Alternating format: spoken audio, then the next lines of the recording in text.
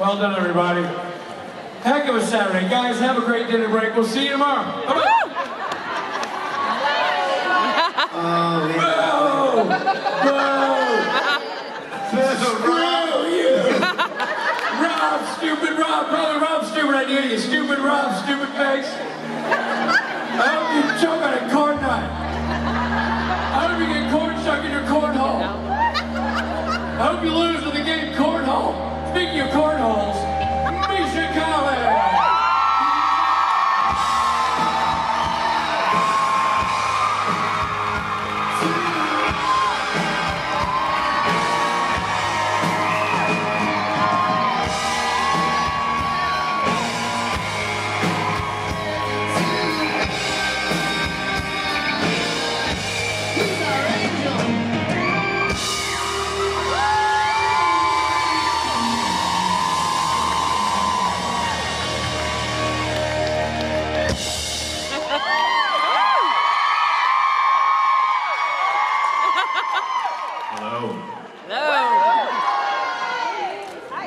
God, there are a lot of people here. Yeah, I think we found somebody else that's going to the stage. Texas. This is amazing. Yeah. Wow. That's Plano for you.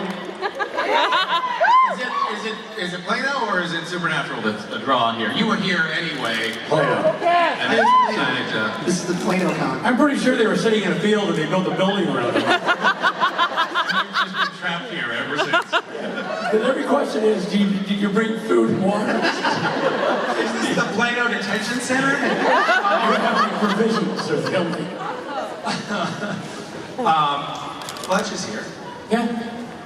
Being of service. Yeah, he's super helpful. Yeah, I can imagine. Rich's son is here, and Rich has this policy in the home, I guess, where one child is allowed to come to a convention at a time, and they all look forward to it. And I was like, why do you look forward to this so much?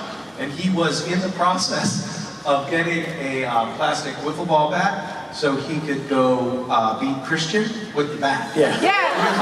Because I get to do this. And then he walked out the door. I was like, yeah, that sounds like pure joy for a child. Oh, but then he also described to me going out to eat with you guys and how two... Did he tell you what Uncle Rob and Uncle Stephen made him do? Two members of the party forced him to eat a jalapeno as big as his head. Well, That just made me reflect on child abuse in general, but also whether or not I should be allowed to spend time with your children. I thought he was going to take a nibble, and he's like, should I? And Steve and I were like, yeah, do it. Rich like, I don't think so, Fletch. We're like, come on, buddy, let him live a little. And Fletch's like, okay, and took a bite, put the whole pepper in his mouth. And we're like, no. And he's like, no, spit it out. He swallowed it, and it was rough going. It was rough going. Oh man, we gave him some sugar, because we'll see that helps. We gave him a big glass of milk. Yeah, but here's the thing. He ended up with a fistful of sugar and then 2 scoops of ice cream. I have the hunch he's going to lean on this pepper eating thing. He's going to buy a bag. Hey, Dad! To the ice cream store. Nevertheless, me and Steve were reported to security. Well, I mean, this is just, it's one thing if you're Stephen Norton. Stephen doesn't have children. He doesn't know what he's doing. Rob Benedict, however, only 2. in fairness, Rob doesn't have children that like him. I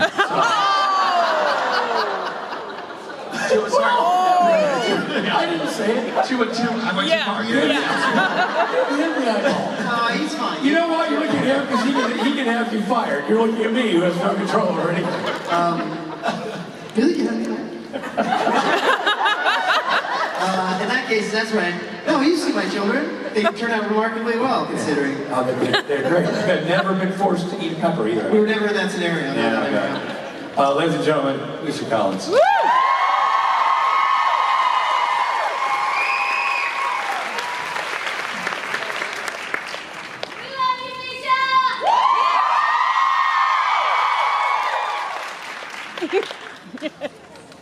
How's everybody? Thank you, sir. It's Pride Month after all. Happy Pride Month, everyone. How's the convention going so far? It's hot? Yes. It is. This is one of the rare instances when my adventure meet and greet didn't leave the table. I'm not going outside. It's awful, and I'm staying right where I am. Sorry about that, guys.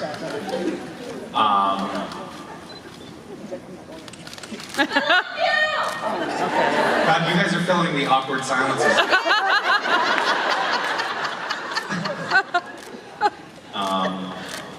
What did I want to tell you? Some stories. Children. How are your kids? Oh, how are my kids? Thanks for that prompt. I wasn't even thinking about them until just now. They're good.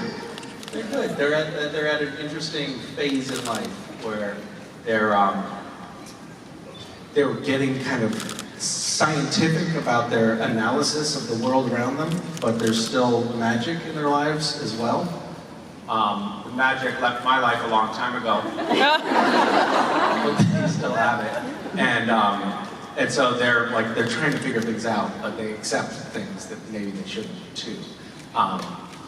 Like West asked me recently, he's like, Dad, how big is an atom compared to an electron? And I explained it to him, because I know exactly how big it is. It's like, it's not that big. Yeah. And then he immediately followed it up with, who gave me that bike for Christmas? And I said, Santa? And he said, oh yeah? Huh. Because I brought it inside and it does not fit down the chimney.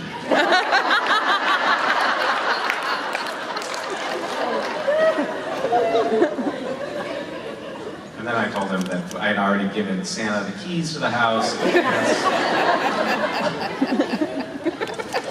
Convoluted lies. Keep it going. Yeah.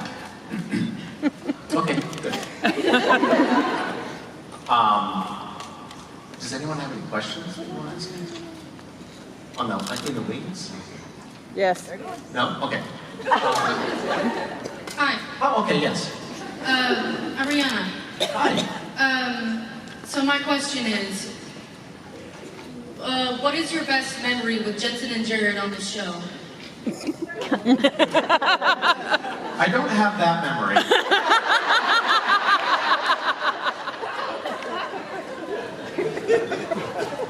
I don't know. We haven't had any pleasant experiences, but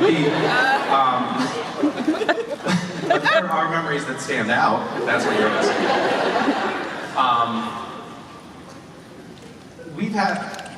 We have had a lot of life transpire on this show together. It's really kind of remarkable.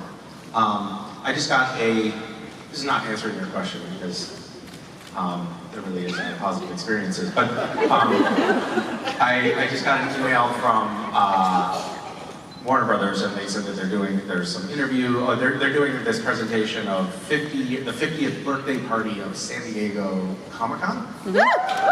And yes, it's, getting close to retirement. And and it's in a midlife crisis, San Diego Comic-Con. And they wanted to know, if we could reflect on our experience over the years. And I was thinking, oh wow, yeah, I used to, every year I would run by the line that was lining up for Hall H on Sunday morning for our panel. And then I was like, but now I can't because I have arthritis in my hips. And I was so young and full of life when we started, and now I'm graying and old. And it's really amazing to think about the fact that I've known Rob for over a decade, and Jared and Jensen for 12 years, and they've known each other since they were toddlers. And so I think we're all excited about the next chapter in our lives, whatever that may be. but we're also, you know, saying goodbye to something that's really kind of profound to us. It's just a huge chapter of our lives. And I mean, I do have to say, we have had a lot of, you know, we've all gone through really hard moments, personally, while we've been working on the show.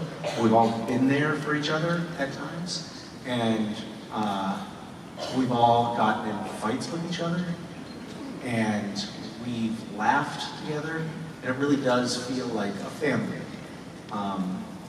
Obviously not a family you would choose, but a family nonetheless. And you know, I think it's gonna carry on in some way, but it's, you know, it's kind of like we're leaving the nest. We're gonna have to strike out on our own, and it'll be interesting. It's not at all what you asked. I'm aware of that. Okay, thanks.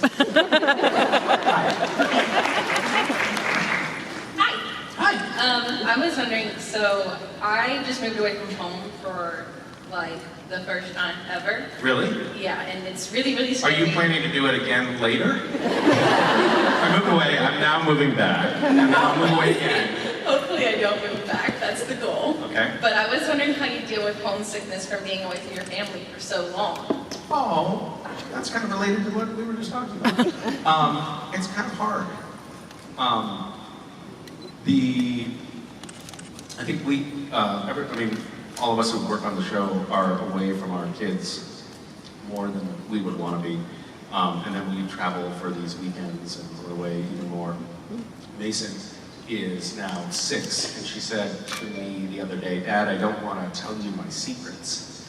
I feel like you're not really my parent. You're more like a babysitter because you're not around." I mean, I'm already like so burdened with guilt and self-loathing, and then to hear that, I was like, so I was kind of passive-aggressive in response. I was like, "Oh, I'm sorry you feel that way, Mason." I handled it with grace. But it's tough. But at the same time, I think that we're all like making every effort to be, you know, as present as we can be when we're home. And we try to do little touchstones like FaceTime and, you know, send them little videos or text them just a series of weird poop emojis, which is their favorite way to communicate. How far away are you from your parents? 3.5 hours. That's pretty far. I'm actually near Austin. So. Okay, but in Texas, that's nothing at all. It's really not that far of a drive. Well, we're actually in the neighborhood. It's really not far of a drive. It's just hard when all my friends are like, "We miss you," and I'm just like, I can't be there because I'm an adult now and I have work the next day. Do you miss them as well? Yes, very, very That's much. very lucky. You should just celebrate that fact. A lot of kids leave the house and they're like, "Thank God, I hated those people." I was happy for the first 2 weeks and then I got really, really, really sad. Oh, well, yeah, you should go visit your parents. Shame on you. They probably miss you too. Okay, good. Hi. Hi, Misha. I don't know if you remember, but I brought my 5-year-old grandson with me to Vegas, and you gave him a lollipop, and you were very sweet to him. He's never seen the show. You should not be taking candy from strangers. I understand, but he's never seen the show, but he'd seen a picture with me with Jensen and Jared, and he really wanted to have a picture with Jensen and Jared. I got it with all 3 of you. You gave him the lollipop, and now he's all pro you. So he's team now. We know his weakness. But you were very kind to him and talked to him. But now I'm here with my 18-to-be soon grandson that's turning 18, and his birthday present is this, and his graduation present. So I'm asking his question for him. He wants to know what version of all your characters that you've played, did you like the most? And can you shout out and say hi to Dade? Hi, Dave. Dave? Dade. Dade. Dade County, Florida. Dade County. Hi, Dave. Congratulations. Do you mean the different versions of the character? The different versions, like in human, Supernatural angel. or in real life? Either. Okay. But he specifically like human, angel, the Lucifer, demon, whatever. I guess in broad brush strokes. I like having been able to play so many different characters on the show, because it feels like it's not getting boring and there's always something new to do. And sometimes I've been in the moment of shooting, and I've thought to myself, oh God, what the fuck are you doing?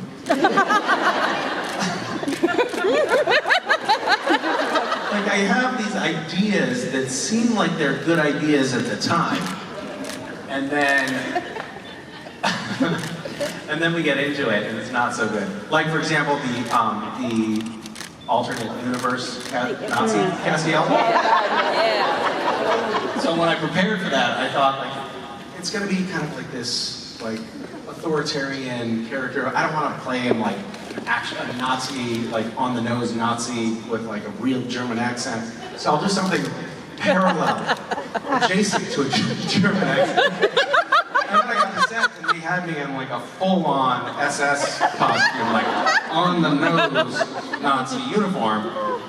But I prepared with this not quite German accent, so all that ended up meaning was that it looked like I can't do a German accent. Can you? Yeah, of course I can do a German accent.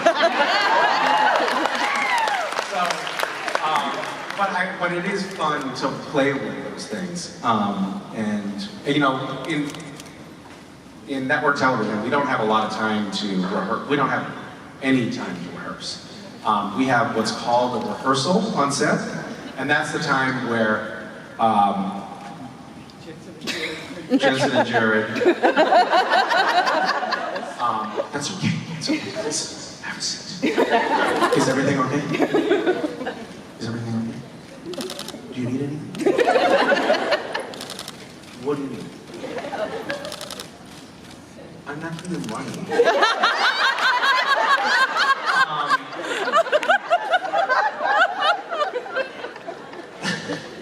You were quick though. You're like, oh, well, after you're asking.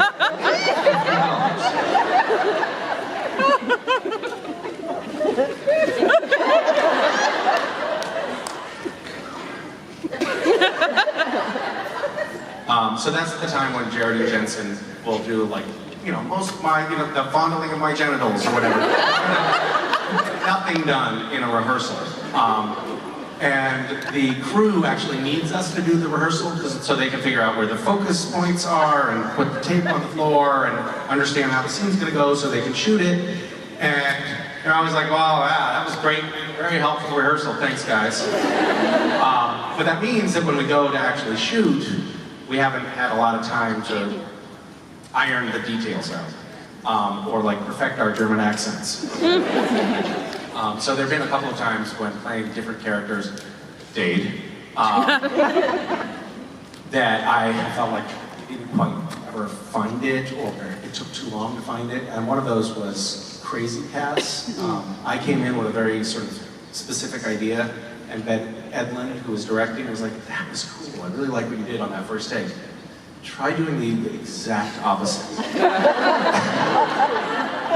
And it kind of threw me. Which is, by the way, how I got cast on Supernatural in the first place. I'm really all over the map today. I went in, they sent out the sides, and I was auditioning for a demon on the show. And I came up with this like very sinister demon, and they said, that was great. Here's the twist that we haven't announced because we don't want it to leak out. You're actually an angel. Can you do it again? I was like, oh, okay. And that's how, you know, that socially awkward angel was born. I was just nervous.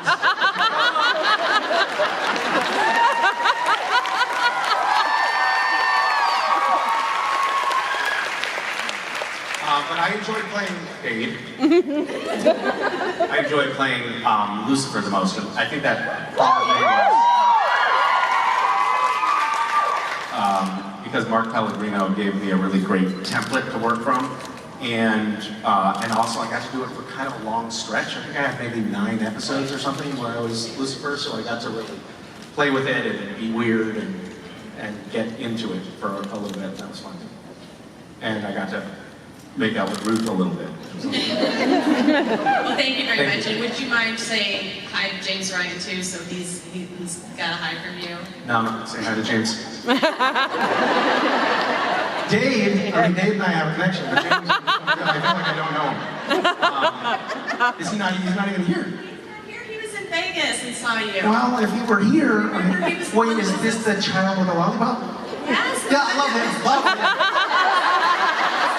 Great guy. James. No, I was thinking about the other James.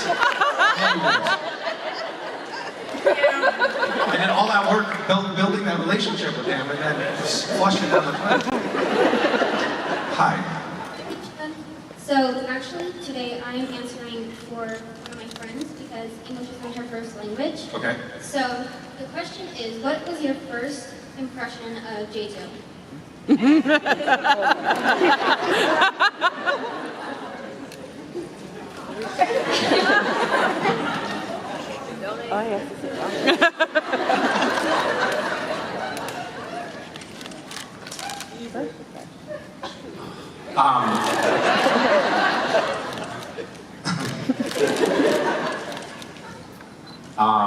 I think we all got off to a rocky start. Jared and Jensen thought I was really weird.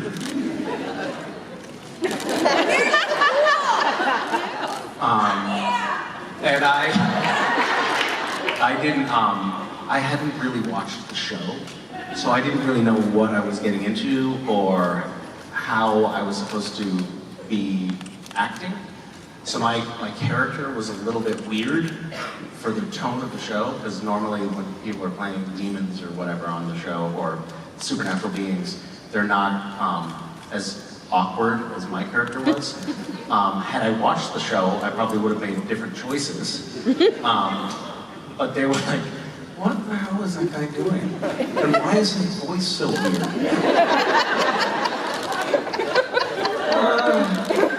12 years later.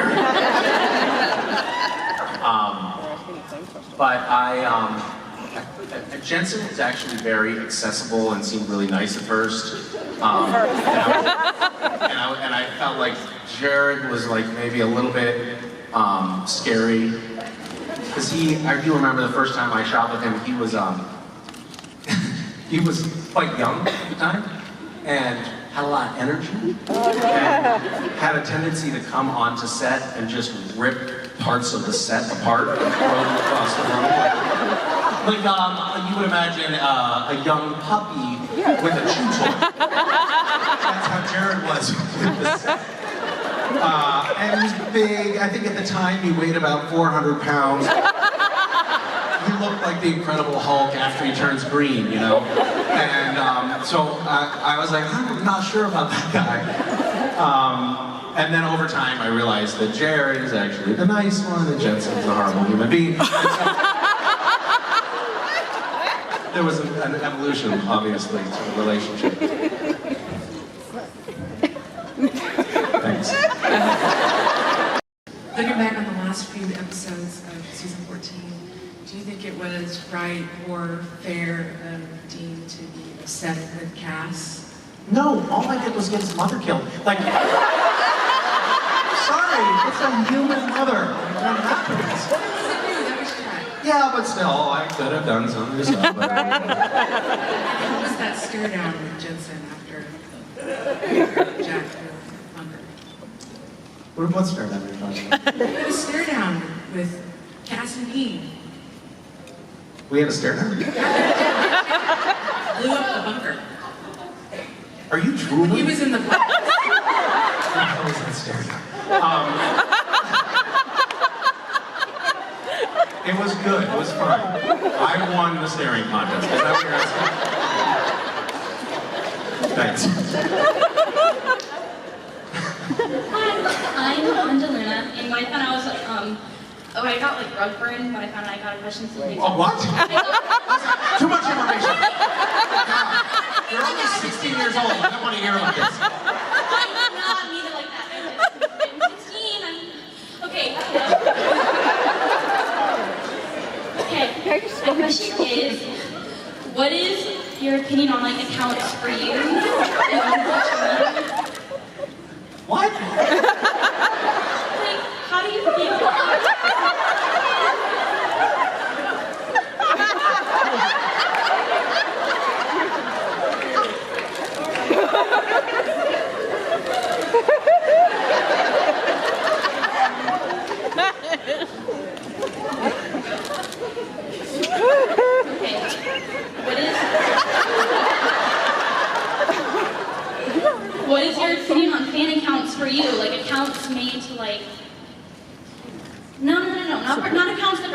like you, but like stans. Like, oh my god, I saw Misha Collins.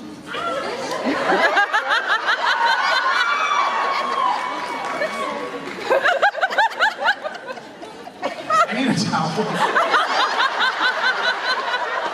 I'm not good at drinking. Okay, so, what are you talking about? So, accounts dedicated to you. Like, social media, like Twitter. Twitter is dedicated to me? And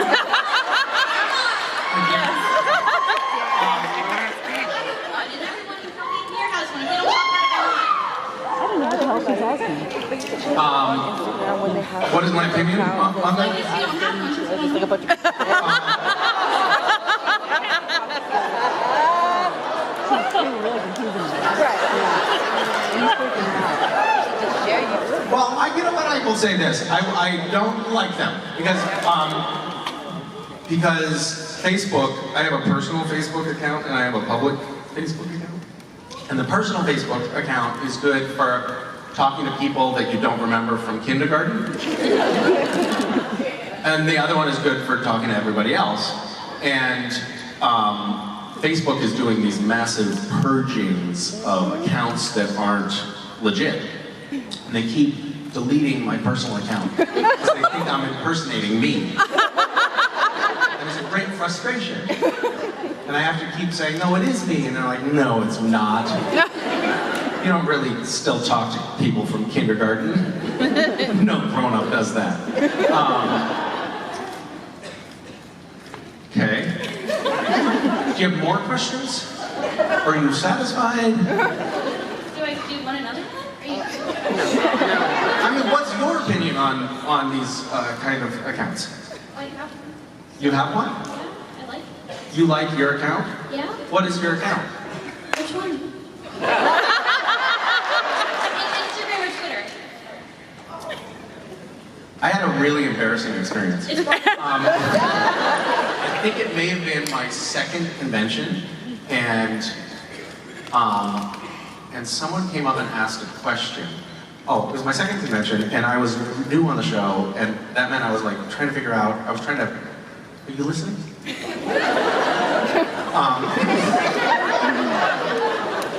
I was trying to figure out, because I had a sense that like if the fandom liked my character, I might have some longevity on the show, so I would go online after an episode aired, and I'd look to see what people were saying, and very quickly found myself into a rabbit hole on a website called LiveJournal.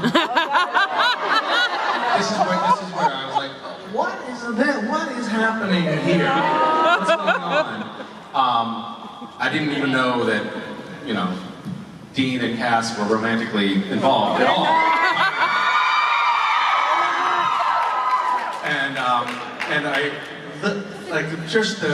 The coincidence of this was really bizarre, but I think I really have, like, I started reading this fanfic, and I was like, I don't remember this happening.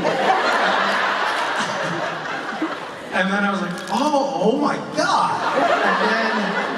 And then I remember like, for some reason, that the name of the person who was writing that popped out into my head. And then I went to I think it was my second convention, and someone got up to a microphone and asked a question, and they said their name and their last name for some reason, and I was like, oh, are you on LiveJournal? And then she just changed color completely. And I was like, oh, no, I'm sorry. It's like I was reading her porn journal about me. I was so uncomfortable.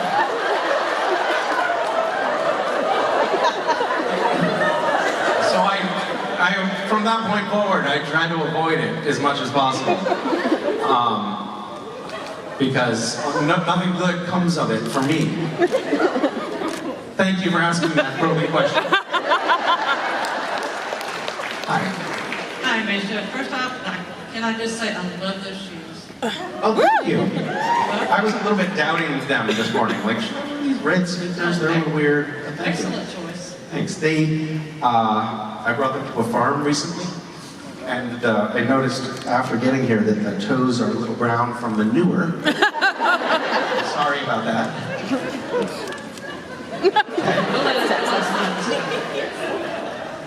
And since the last episode, what would the conversation between Cass and Dad be like now? Cass and Chuck. Not as cordial. Probably more like Mason's conversation with me recently. I don't really feel like you're my parent. I feel like you're an angry baby. I wonder where we're going with this. Like, are we gonna spend the rest of the show trying to kill God? Oh. That might be some bad mojo.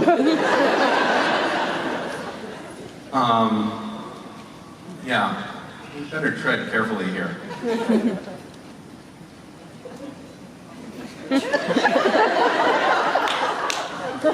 Are you a pastor or a minister? Not hard. Not hardly? Okay. Are there any... Is there anyone of the cloth? Yes? You raised your hand and then you're like, no, God, no, opposite. Yes? Are we going to hell? No. You can be honest. Do you worry about that, like what we're talking about on the show? You do? What are your thoughts? And also, can we play telephone so I can hear what you're saying? I don't have a can or a string, I'm sorry. I'm actually kind of interested, every once in a while we'll be at, out in public or at a convention or something, we'll meet a priest or a nun. It's like, I love the show. Oh, God. Who with that?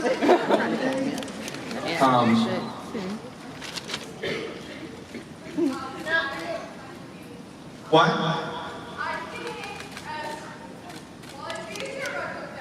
I like you screaming it though. It's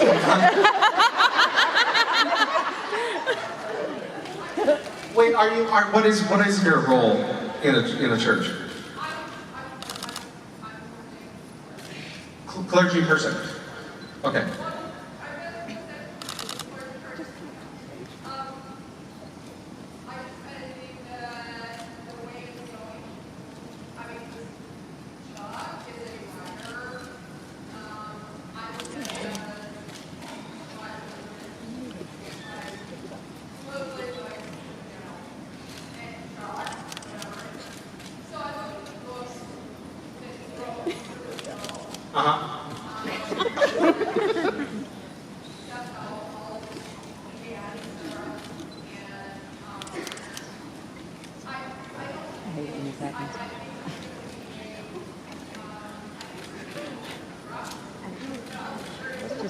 What'd you say?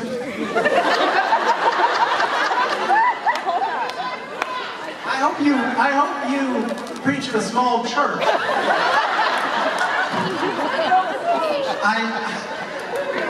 Wait, so are you saying like the books are like religious texts like the Bible?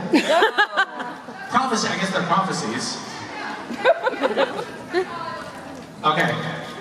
But not going to hell.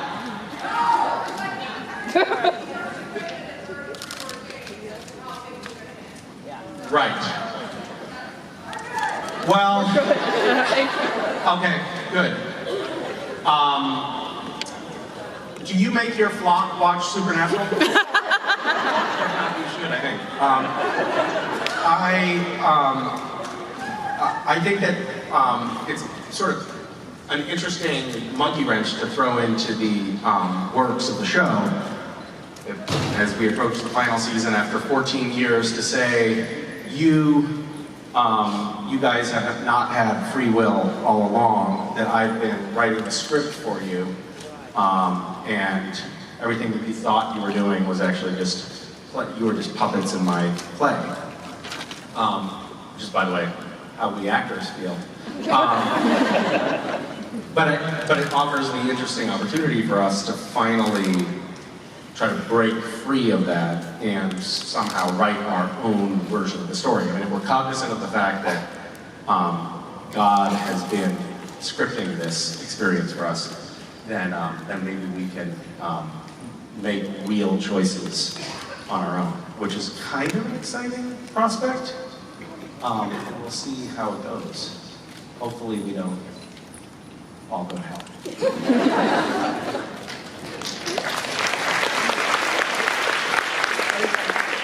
I didn't really answer your question.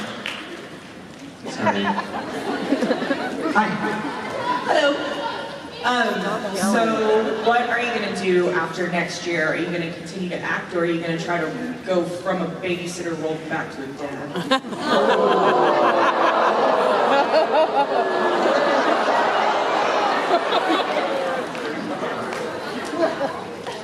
Security?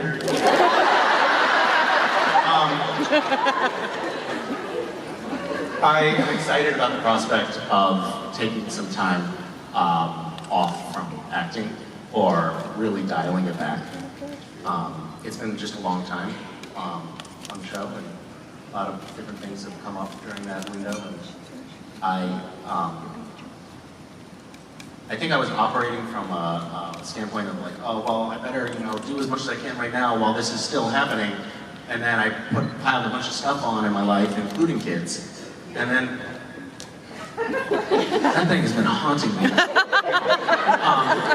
And then I, at some point, I was like, okay, well, this isn't about to end. It's going on for a long time, and it's sort of, I've been doing too much and having too little time, so I'm actually this year trying to do a lot less, and then next year do a sabbatical, which sounds really great to me. It sounds professorial for starters, which is exciting.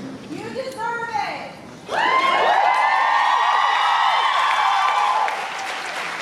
No, I don't, but thank you. Tenured professors, by the way, have it figured out. Like, you get a job, you get to the point where they say, we're not ever going to fire you, plus you get to take a year off from time to time. Does that sound good? Yeah. Yes. Okay. Sign me up for that.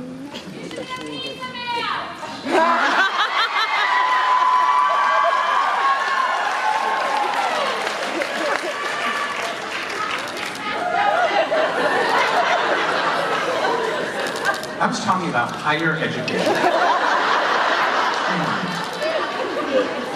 Funny story, I was a pizza man. When I was in college, I had several jobs, and one of them was I was a pizza delivery boy for the Florian Cafe. And I would deliver pizzas all around Hyde Park in my Toyota Corolla station wagon, 1979, blue with wood paneling. And it had an emergency brake. You could pull up. And in the winter, the roads were always snowy and icy, so I could do 180-degree parallel parking by spinning into the curb. So I felt so badass.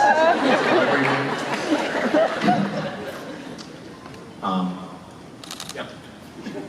And all of the waitresses in the cafe gave me as many free desserts as I wanted because they were flirting with me. And I ate them all. And I gained 30 pounds. And that's all true. Hi. Hi, my name is What's your name? Riz. Riz, hi. So with how amazing the show is and everything, I know things can tend to get really stressful and overwhelming when you guys are filming. So what do you do to help calm yourself down when things tend to get really hard for you?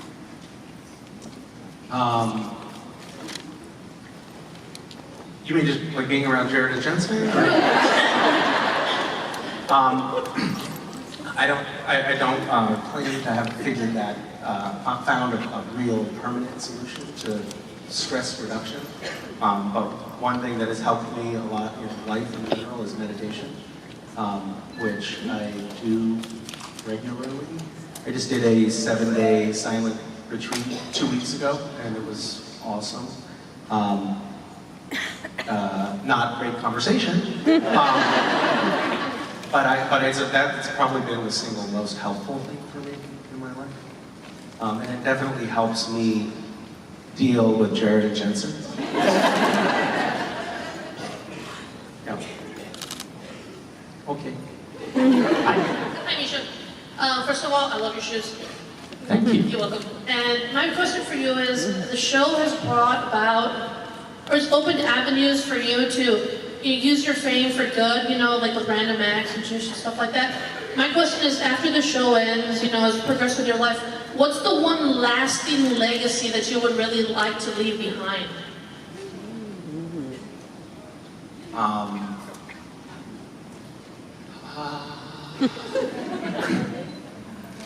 Well, I guess I would hope that I think that's the same thing that everyone hopes, which is that your presence on the planet is a net benefit to everyone else and to the world. Like when you're gone, maybe you leave the world a little better than when you came into it, or it's a little better because you were in it. I would hope that would be the case. I would hope that my kids, when they reflect on me, would say, it was a good babysitter.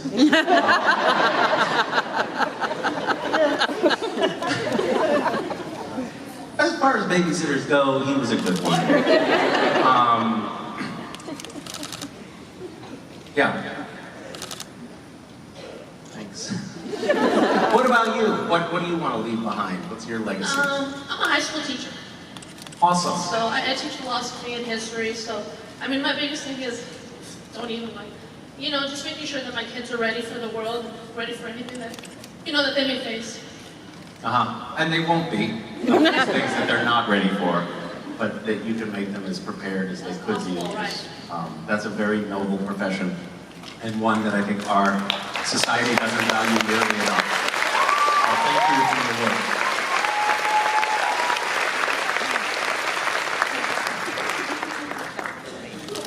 Hi, my name's Megan. I was just wondering, how fun was it to film Peace of Mind this season?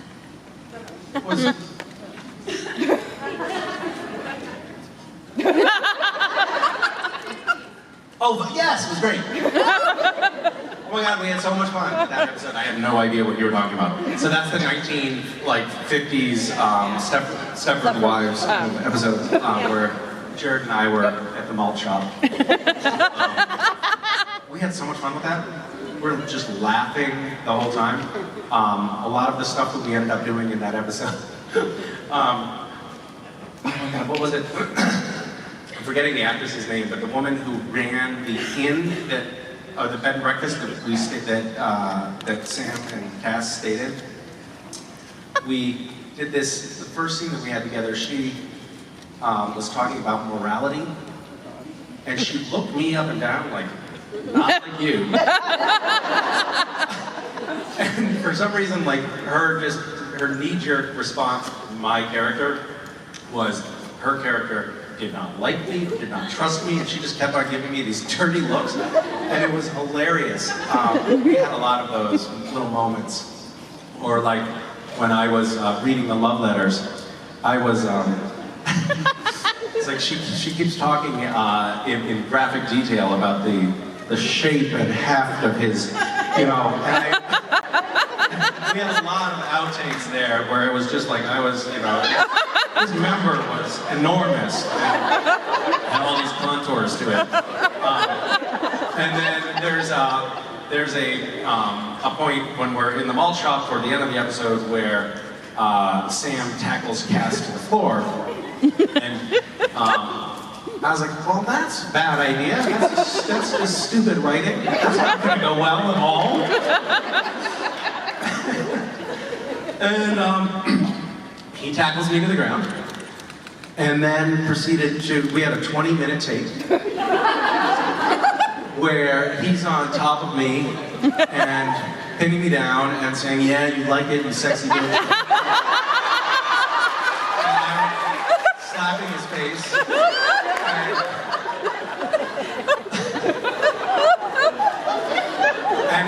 the entire crew had like sore stomach muscles the next day. Like, we were all, it was hilarious.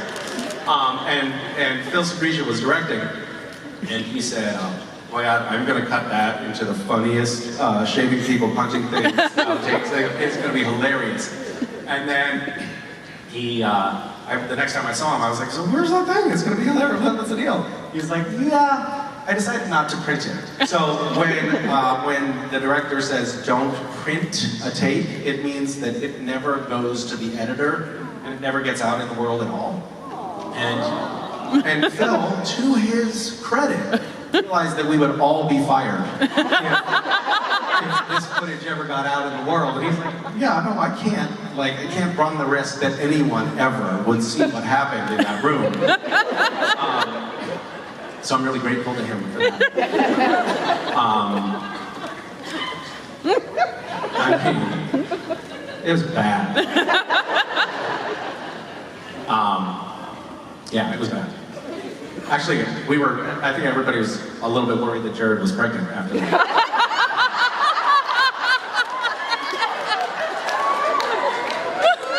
Okay, now,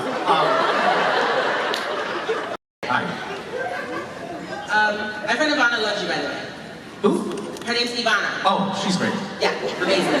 So my question is, what specific event would make Cass so happy that he would get sent to the MD? Oh God, I don't know. It probably wouldn't take much. Like Sam or Dean saying, "Hey, we missed you." Or, "Hey, did we miss your birthday?" Yeah, every year. Like nobody talks about that. When's Cass's fucking birthday? The poor guy. Nobody ever gives him presents. Just a little gesture. A stocking on Christmas. That would do it. And he doesn't get one. Does he? We've never done stockings. No, the boys have probably done stockings. Yeah. Do I wear socks? Yeah, but I feel like we're sort of veering off the topic.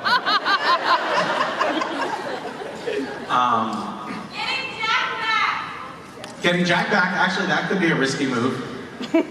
Yeah, that could make him happy momentarily. Just getting a hug. It's a real double-edged sword that he's faced with. Like, he's trying to do things that ostensibly would make him happy because he would be doing what he wants, you know, what he thinks is good in the world. But if he achieves them, then he dies. A really terrible situation. Why are you laughing? Like, I hate that age.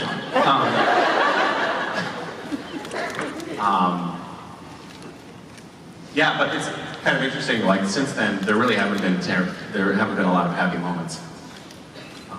Everything keeps getting worse. So when that happens, like when all of the souls from hell pop out of the ground, secretly Cass is like, phew. Thank God, this is another terrible situation. That makes me sad. Okay. Hello, how are you? Good, how are you? I'm doing well, thanks. Last year I got to ask you a question as well, and you shared a really beautiful story with us about what inspired you to do service for others.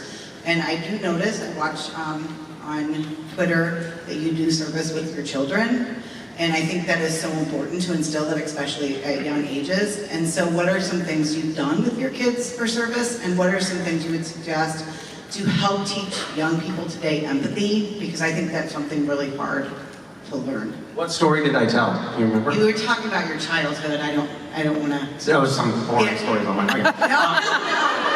Some bullshit about your childhood.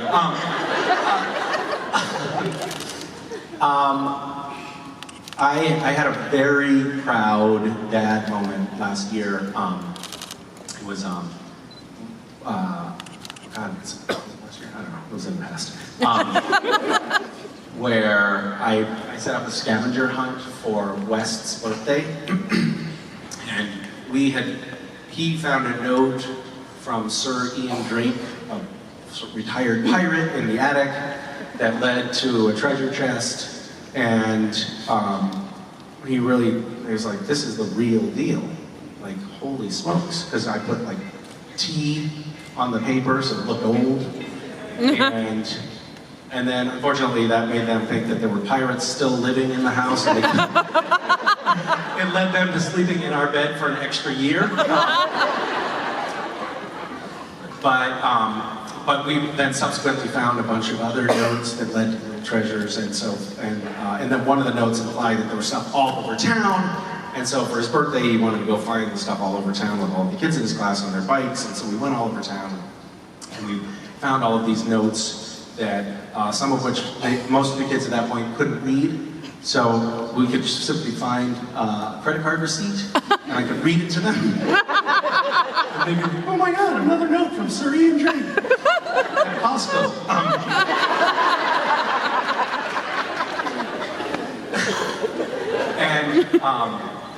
And so we got to the end, we found the treasure, and it was this box of treasure, and it had these huge diamonds, also from Costco, but and made of plastic, and some, real gold doubloons that were probably worth, and the kids were like, how much do you think all this is worth? I was like, I don't know. I'm not a gemologist. I'd say probably $20 million. And so each kid got a monstrous diamond and a couple of gold coins that were 500 or 600 years old. And then the rest of it, West is like, that's enough, stop giving it out. And I said, why? And he said, well, if it's worth that much, we should take it and give it to the homeless people because they can all buy houses. And I was like, oh, fuck. How is this gonna work?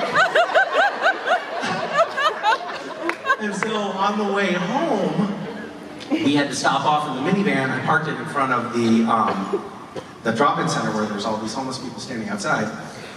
And I tucked some actual cash under the plastic garbage, and I brought it out to this small group of people, and I said, guys, my kids are inside the van. They think this is real jewels. Can you do me a favor and act really excited? There's real money on it. And they were so awesome. They were they acted so excited for the kids. And then later that night, Wes said that was his favorite part of his birthday.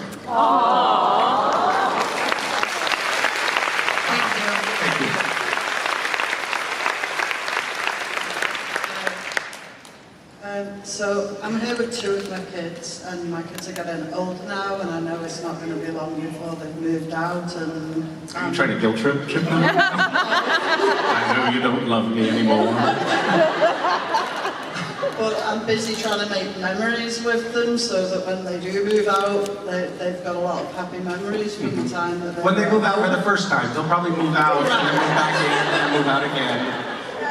Well, I was wondering, when you think of the future with your kids, what type of memories do you hope they'll have from you?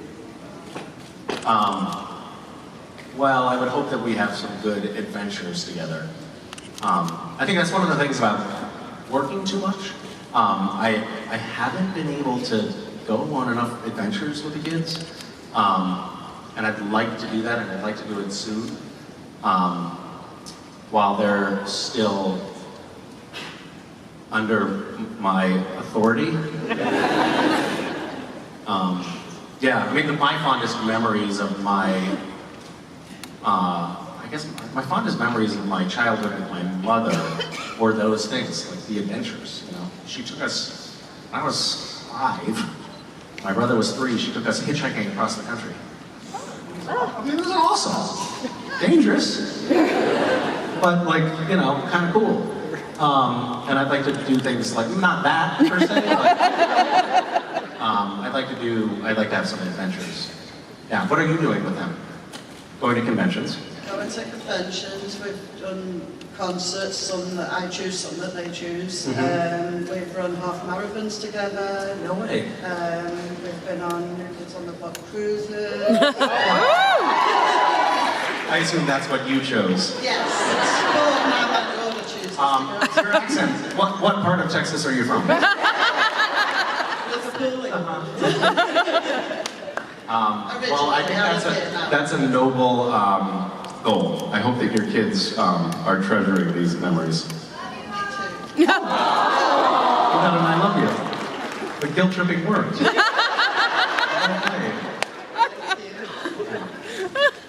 Hi. Hi, my name's Elizabeth. I have a very simple question because everyone else has such deep, inspiring questions. I look forward to the reprieve. So what is your favorite candy? I like candy. This food's good. My favorite candy? Yes, what's your favorite candy? Oh.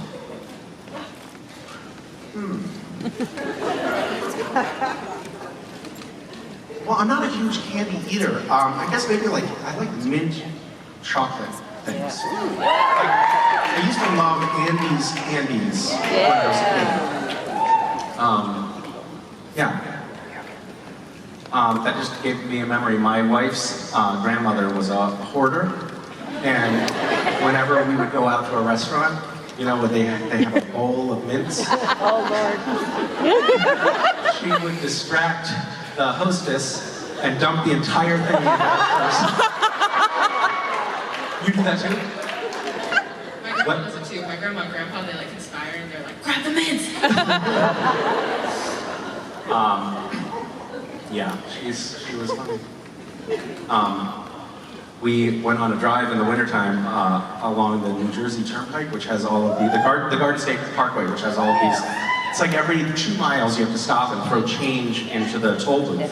But in the wintertime, people miss and it gets stuck in the snow.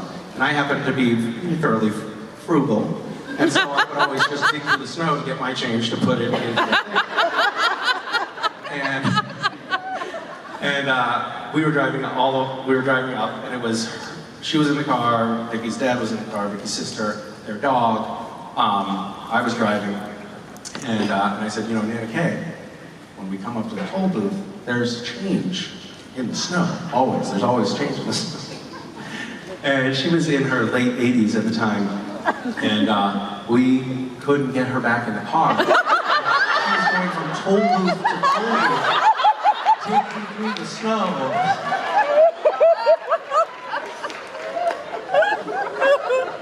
This is totally true. I don't know why, I'm sorry about the tangents. That same drive, Trixie, the Yorkshire Terrier dog, started running around the car. And ran around my lap and then back up on the dashboard and around. I was like, what the fuck is wrong with this dog? And what is that smell? And Trixie taking the shit on my lap.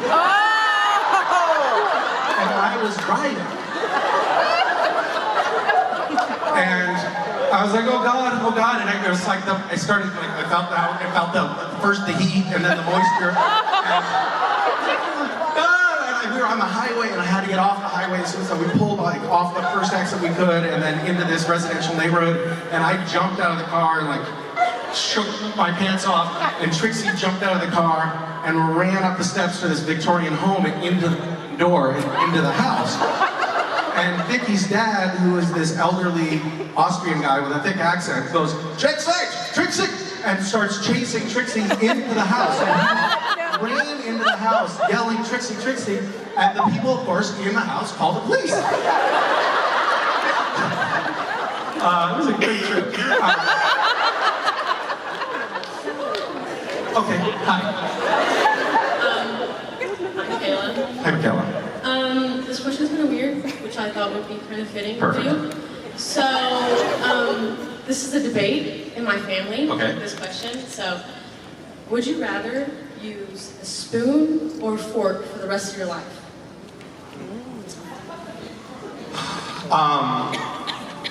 This is a really deep question. And where do you fall in this? You're a spooner, right? Well, no, actually, I I was like a fork, like solid fork. Uh-huh. But then Then you thought about soup. You're like, forget that. yeah, but then you can just slurp it. I never thought Or about that. straws. Straws are. Well, you didn't say straw was an option. Yeah, but it's not really the same utensil. What about a spork? I would take a spoon and then I would file it into a spork. No. And I would be the only person on the island to survive. And your whole family would waste away. There's no island in the story? Oh. I hate this hypothetical. Sport. Okay, I'll take that from you. All right. Hi. Hi, my name is Nina, and Nina. my question is, well, I really love the story that you told about I Wish for This, and it really helps me like stay grounded in the moment when I'm having trouble, and I was just wondering what helps you sort of stay grounded and grateful? Thank you. That's lovely to hear. I actually do think of that story from time to time when I'm able to remember it. When I'm not too angry at my children. I don't know. I think of caressing Rob normally. I mean, truthfully, they can be like, kids can be really great little guides. They are really good at being present and attentive and not getting caught up in like future imaginings or lamenting past failures or celebrating past victories, and just be present. And inquisitive, curious about the world around them. For example, Mason recently said, why don't things have birthdays? Like, why don't mom's glasses have a birthday? Or why don't dad underpants have a birthday? Or why don't towns have birthdays? Your underwear certainly has an expiration date, but the underwear is very old. And West said, is it possible for butts to get sweaty? Answer that? You know, it's really, it felt like they were really in the moment. Like, not... They were in a moment. I feel like that might be linked to your underwear question. Yeah, but he started to go, quick follow-up.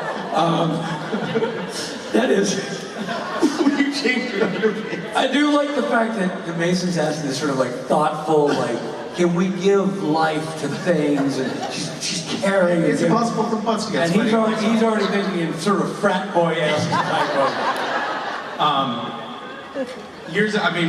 many of you probably know this story because you follow all of Rich's antics, but many years ago, somehow orange underwear... Yeah.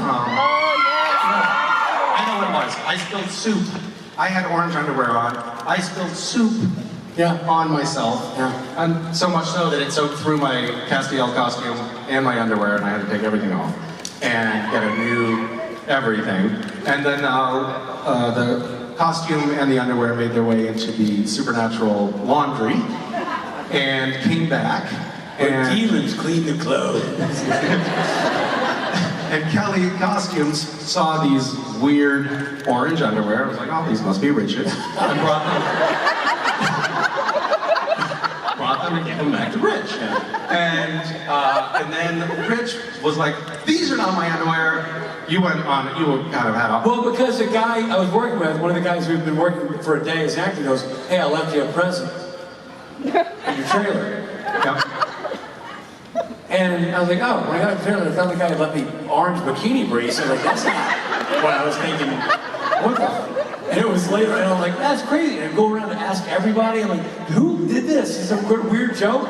Is this the famous Jared Dixon prank everybody's talking about? And they're like, yeah, no, we didn't do that. That's a creepy prank. And I didn't figure out, you were slow to raise your hand too, because you were not proud of that underwear. And because I remember specifically, you finally, because eventually it came to an AD came like, oh hey, that guy left you this 6-pack of beer. I'm like, well that makes more sense. That's the gift I can deal with. You thought the gift was the underwear. Yeah. And so I was kind of side-eyeing that guy for the rest of the night, going, oh, that's an odd gift.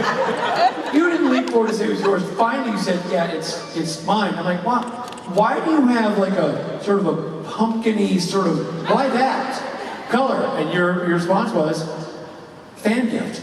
They had been given to you. A fan gave me orange underwear. Yeah. I don't remember why. And I thought, huh, that's free.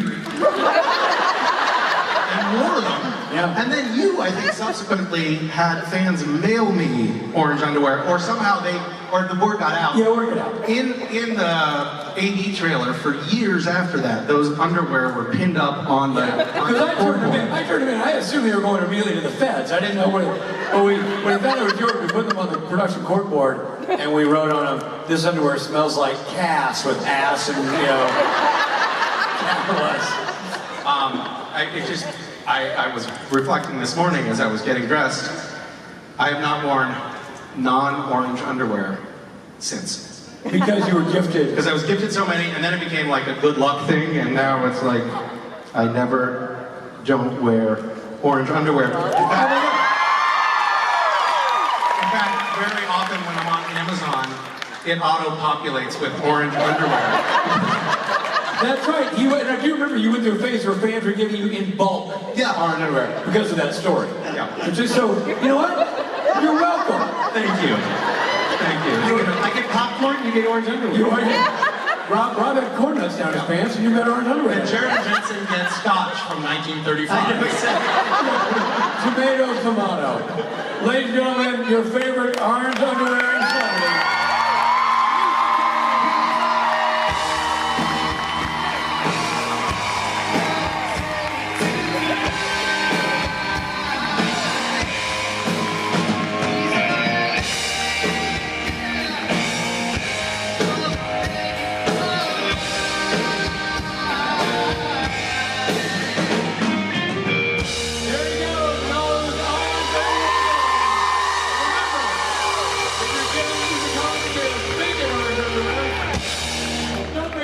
Pay for his own underwear.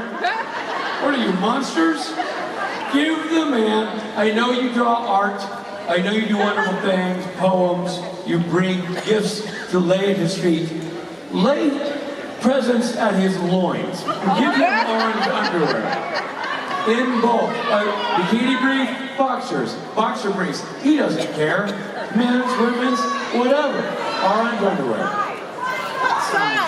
I don't know, that size. Let me tell you something. Anybody asking what size is a GD liar, because you know you've been eyeballing him like a leg of lamb for a long time. You sized him up before. You can put him in a fitted tux after all the eyeballing you've been doing. So grow up. Get the man some underwear. Quit making this about me. Ladies and gentlemen, that's it for our day until we sit this band on the stage tonight. This band get on stage and become the rock stars they truly are. Robbie, I'm excited about tonight. I can't wait. It's going to be a special tonight. Yep. It's going to be a special night. Can't wait to see you there. All right, everybody. See you. Note yourself. Put it back on that chair.